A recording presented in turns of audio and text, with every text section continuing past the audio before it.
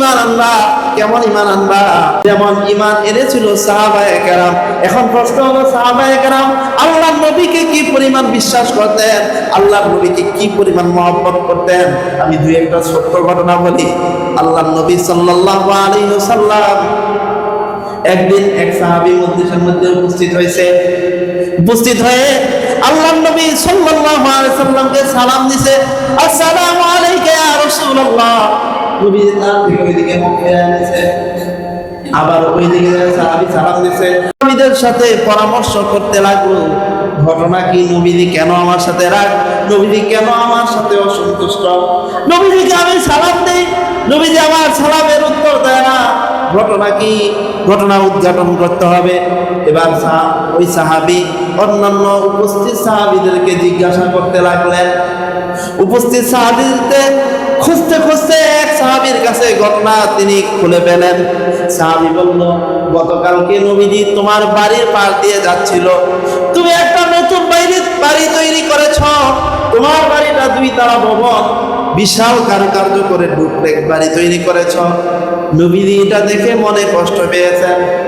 নবীজি বললেন, আমার সাহাবী দুনিয়ার জন্য সঞ্চয় করতেছে, আর ওইদিকে জিহাদের ময়দানে টাকার প্রয়োজন, আল্লাহর দ্বীনকে উঁচু করার জন্য, সমুন্নত করার জন্য টাকার প্রয়োজন।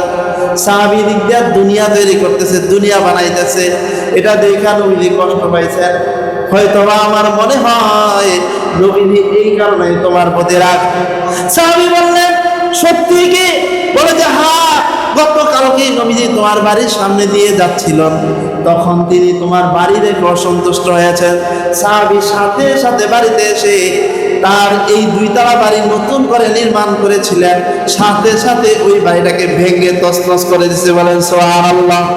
এই ছিল নবীর প্রতি প্রেম, এই ছিল নবীর প্রতি ভালোবাসা, এই ছিল নবীর প্রতি মহব্বত।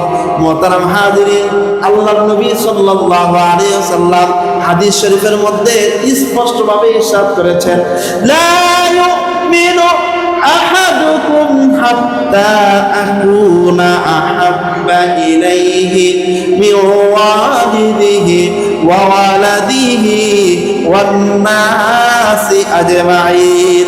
ও আমার উম্মতেরা, তোমরা আমাকে নবীকে যে ভালোবাসবা, এই ভালোবাসার সীমারেখা কতটুকু, কি পরিমাণ ভালোবাসতে হবে? নবীজি বলতেছেন, 1 নাম্বার, তোমার বাবা মার চেয়ে বেশি আমাকে ভালোবাসতে হবে। বলে যে আর কার চেয়ে বেশি? নবীজি বলতেছে, তোমার যত ধন সম্পদ আছে, টাকা পয়সা আছে, তার চেয়েও ভালোবাসতে হবে। যদি আমি নবীর মহব্বতের কারণে, যদি আমি নবীর সুন্নাত বাস্তবায়নের কারণে বাবা মা ছাড়তে হবে, সম্পদ ছাড়তে হয়, সম্পদ ছাড়তে হবে। যদি আমি নবীর জন্য সম্পদ বিলাইতে হয়, বিলাইতে হবে। যদি আমার নবীর জন্য তোমার সম্পদ ধ্বংস করতে হয়, ধ্বংস করতে হবে। এমনকি তোমার নিজের জানের চেয়েও বেশি ভালোবাসতে হবে। অর্থাৎ তুমি নিজের জানের চেয়েও নবীকে ভালোবাসতে হবে। অর্থাৎ যদি নবীকে ভালোবাসার জন্য তোমার জান উৎসর্গ করতে হয়, জান উৎসর্গ করতে হবে। এই কথা নবীজি বললেন। নবীজি তার ভালোবাসার সীমানা নির্ধারণ করে দিলেন। এখন আমরা যেন নবীজিকে জিজ্ঞাসা করলাম, ও নবী, যদি আপনাকে আমি আমার পিতামাতার চেয়ে, আমি আমার সয় সম্পত্তির চেয়ে, আমি আমার জানের চেয়েও বেশি ভালো না বাসি, তাইলে কি হবে? কষ্ট লাগে না?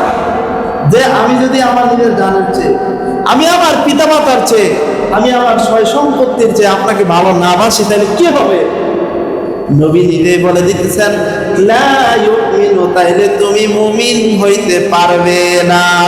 নবী নিজে বলে দিয়েছেন, উত্তর দিয়ে দিয়েছেন যে যদি 3 জিনিসের চেয়ে আমি নবীকে বেশি ভালোবাসতে না পারো, তুমি মুমিন হইতে পারবে না। 1 নাম্বার, তোমার জানের চেয়ে বেশি ভালোবাসতে হবে। 2 নাম্বার, তোমার সন্তান সম্পত্তির চেয়ে বেশি ভালোবাসতে হবে।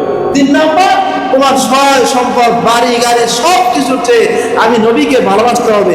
যদি তুমি এই 3 জিনিসের চেয়ে আমি নবীকে ভালোবাসতে না পারো, তুমি মুমিন হতে পারবে না। স্পষ্টভাবে নবী ঘোষণা দিচ্ছেন।